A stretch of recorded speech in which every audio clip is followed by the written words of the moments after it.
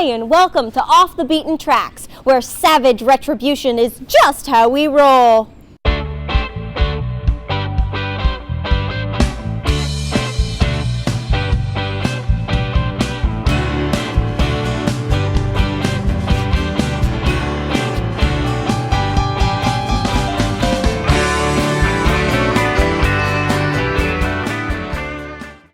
Hello and welcome to Off the Beaten Tracks. We're going to try something a little different today. We're going to be going inside a record with one of the true rock and roll warriors. This is Robert Segarini. He's been the driving force behind Family Tree, Roxy, the Wackers, the Dudes, and 5 albums under your own moniker.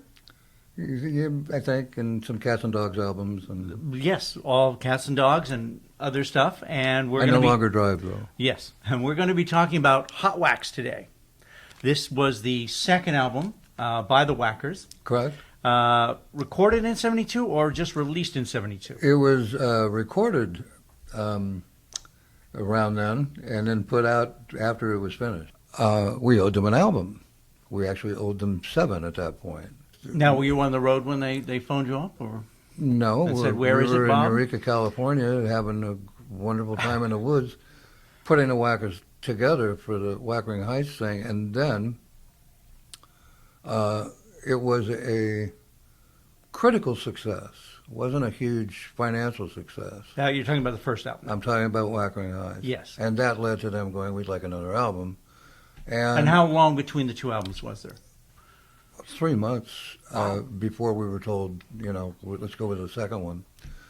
And my problem with the first one was that it sounded a little too Crosby, Stills, Fenner, and Pierce folky. Mm-hmm. We were if you'll pardon the expression, a shit-hot rock band live. And ask anybody that ever saw us, there was nothing out there like us at the time. We were... So a throwback about 8 years to the Beatles. There was rock and roll, 2 guitars, bass, and drums, and which became 3 guitars, bass, and we just wanted to play. This wasn't put together with any more thought than, okay, we get along. There were 4 of us. Well, 3 of us at first. Michael Stoll, Randy Bishop, and I. We were introduced to by David Anderley in L.A. and decided to move to Mike's hometown of Eureka. So that's how I ended up there in the first place. Now, I do have a little background knowledge that it was kind of a commune, right? You lived in this kind of big, rented place in the woods. Wackering Heights was 100-and-some-odd-year-old house made completely of curl and burl redwood, which is insanely expensive. Ceiling, everything. The living room was 60 feet long.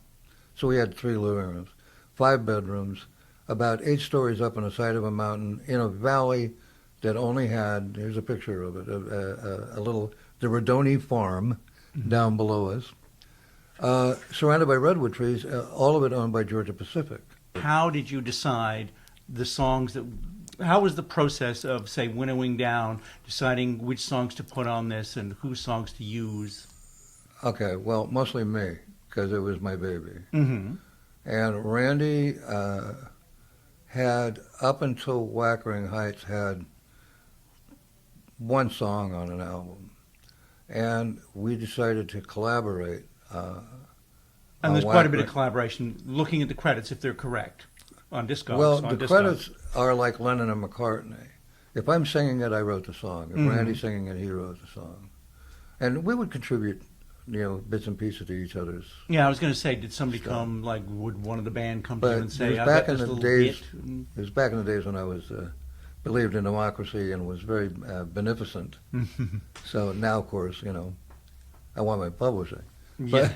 But that album in particular, if you, as we do this and you run through the tracks, I can tell you, to the best of my knowledge, what came first. I hardly know her name. Let's start with the first one. We had a young 12 or 13 or 14-year-old neighbor named Ardith. And Ardith, we kind of adopted. So Michael and I promised to take her to a gig at, I believe, the University, became the University of Humboldt State College.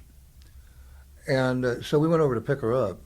And while we were sitting waiting for her, we wrote that song. Oh, Hardly know her name, but that's still. yeah.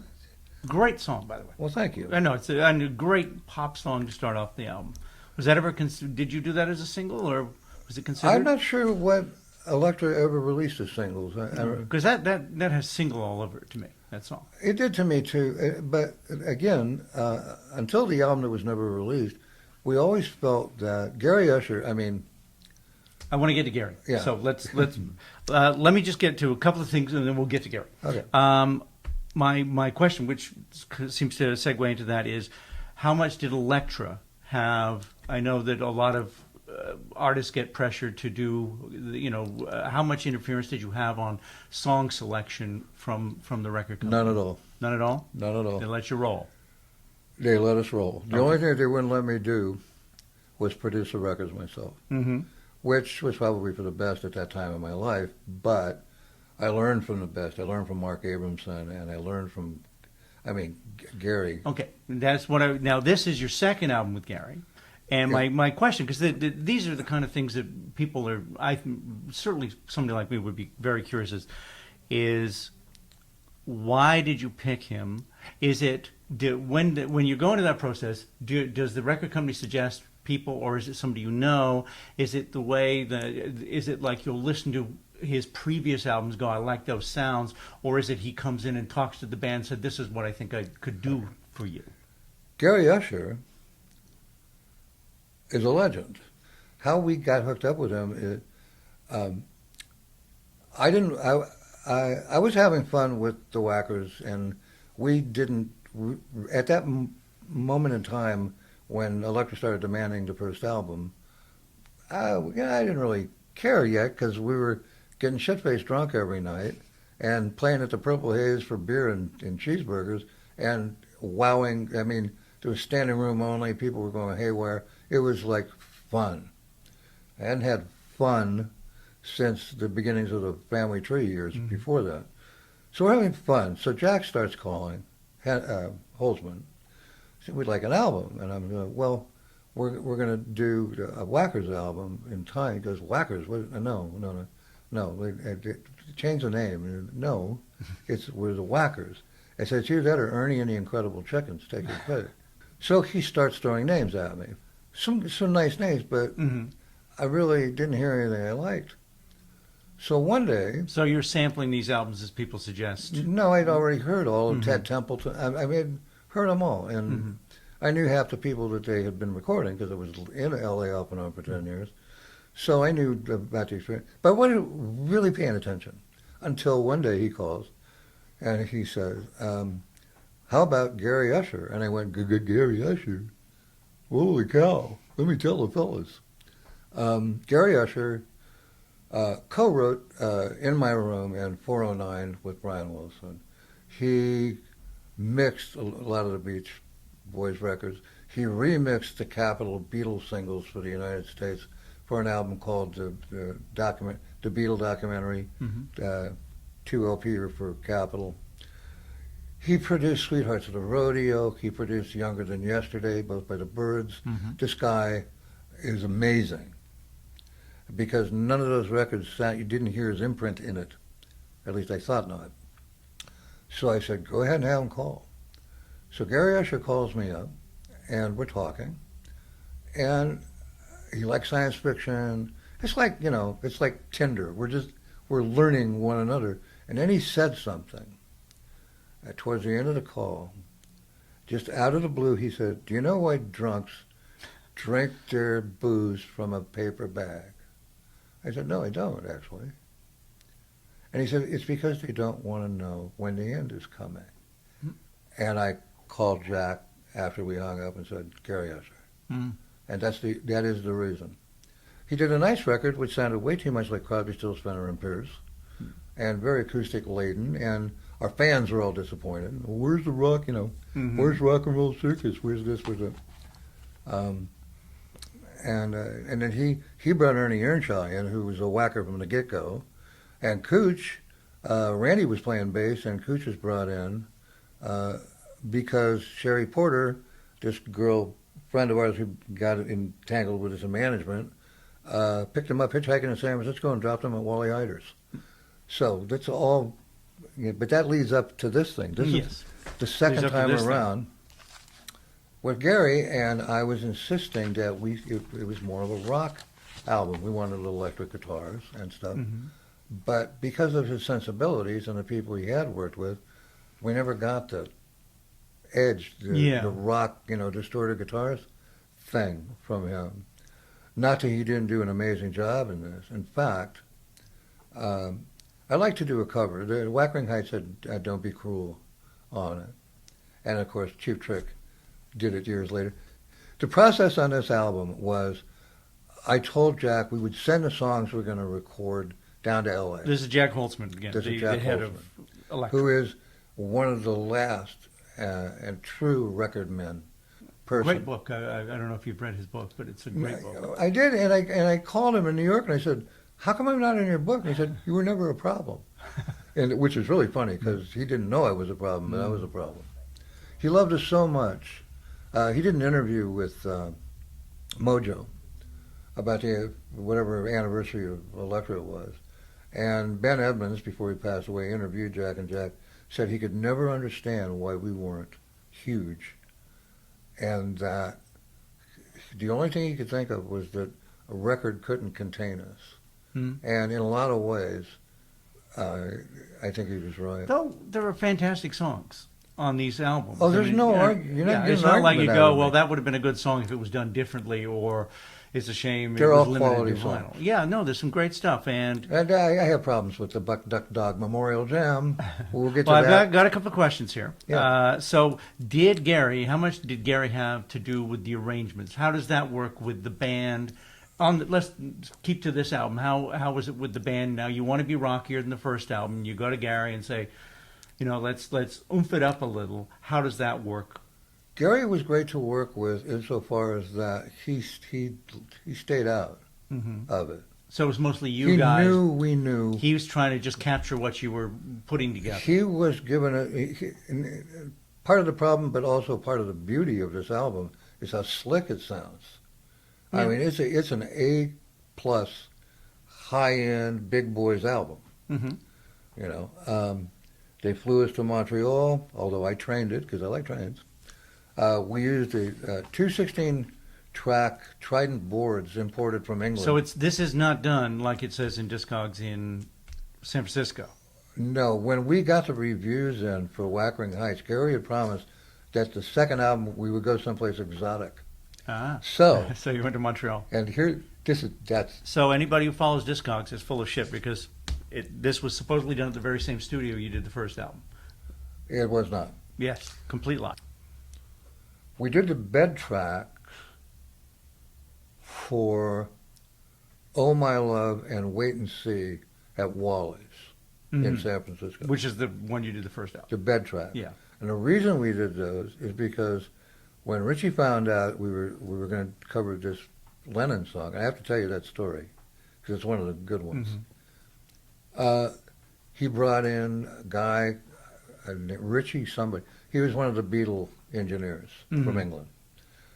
So we used all the Beatle tricks. We recorded the bed track for Oh My Love slightly faster than 16 IPS per, inches per second, 15 IPS, and then slowed it down to get the fatter drum and bass sounds. And then we went from there. And that was done in San Francisco. Right, as was the Kodo. And part. Why did you decide to then shift it all to Montreal? Oh, we didn't. We were always going to go to Montreal. Okay. But we needed, Gary wanted us to use the engineer from England, which we did on Wait and See. And my question on that is, what drew you to that particular studio in Montreal? That's where the guy from England was coming. Yeah. So you were just... Convenience. Yes. The whole idea behind recording Oh My Love was, what would it have sounded like had the Beatles recorded it for Abbey Road instead of having a bare bones Klaus Verman piano, Jimmy Keltner version of it with no harmonies on a Lennon album. Because it was the one song Lennon wrote after he blew off the Beatles that I thought was of value. we're in the studio, and I said, I want to do something like, we don't have a Yoko Ono, but this is John does. So I want to use a Japanese instrument on this, a la the sitar Yeah. that George Harrison used. So I did a little research, and I came up with a kodo. It's about an 8-foot-long log with 3 or 4 strings on it. That is a religious instrument, basically. Mm-hmm. We find, and this is another reason that we did the track, those 2 songs in San Francisco. We found an 18-year-old kodo player, a young woman that was going to the University of California in San Francisco. Berkeley, yeah. So I talked to her, and she said she would do it, but she has to get the approval of her father, because she had to tune the kodo in a way that it is not allowed to be tuned, and an elder needed to pass judgment on whether she was able to play this particular phrase that I wanted her to play, which is da da da da da da da da da da da. Which is one of the highlights of the song, the way the Wackers did it. Yeah, So that's nice to hear very you. nice little. It's nice to hear you say that. Oh no, it's great. It's just feathery light over the top. So of it. we got dressed nice, and she brought her father into the studio, and the kodo is set up. It's a beautiful instrument. I mean, I was afraid to ask what it was worth, because it was beautiful, and it was probably ancient. Her father is this frail gentleman, Japanese gentleman, a very sweet man, who was bowing, and she would translate for us. He didn't speak English. And Japanese, I don't know if you know this, is a beautiful konnichiwa. It's very soft. It's a beautiful language. So I speak to him through her, and I said, and this is we're paying respect to the relationship between the man who wrote the song and his wife, and this is important to us, to honor that, her ethnicity and all this. So he listens, and he tells his daughter to play the part. So she retunes the kodo, Gary Roll's track, and she, and he said again, and she did it again, and then they spoke in Japanese, and he stood up. It was a most amazing thing, and he bowed to me, and he said, "Ancestors will be proud." Wow. And then he left, and probably wandered, tried to get on a bus, but so we got the kodo, and a few other tricks. And basically, that's what that song is. And we were so successful at it that a cassette copy of that somehow went out. And it ended up on almost 100 John Lennon and Beatle bootlegs until 1986. I mean, if that album would have been big, it would have popped a lot quicker. But so 72 to 86, or sometime in the 80s, an Australian magazine writer put out a book and mentioned that this is not the Beatles, this is the Wackers. Wow. From From this album. So that we're kind of proud of that. Yeah. And a friend of mine, well, Garwood Wallace, another musician, gives me for my birthday in '73 or so a 10-inch LP called "The Guitar's All Well and Good, John, but You'll Never Make a Living with It," was a 10-inch LP, and that was the first record that All My Love was on. So all those bootleg buyers out there, beware, because it may. Well, now it's you never even know what more you're of a getting. collector's, Yes. because how many people are on Beatle and John Lennon bootlegs that aren't Beatles or Yeah. John Lennon?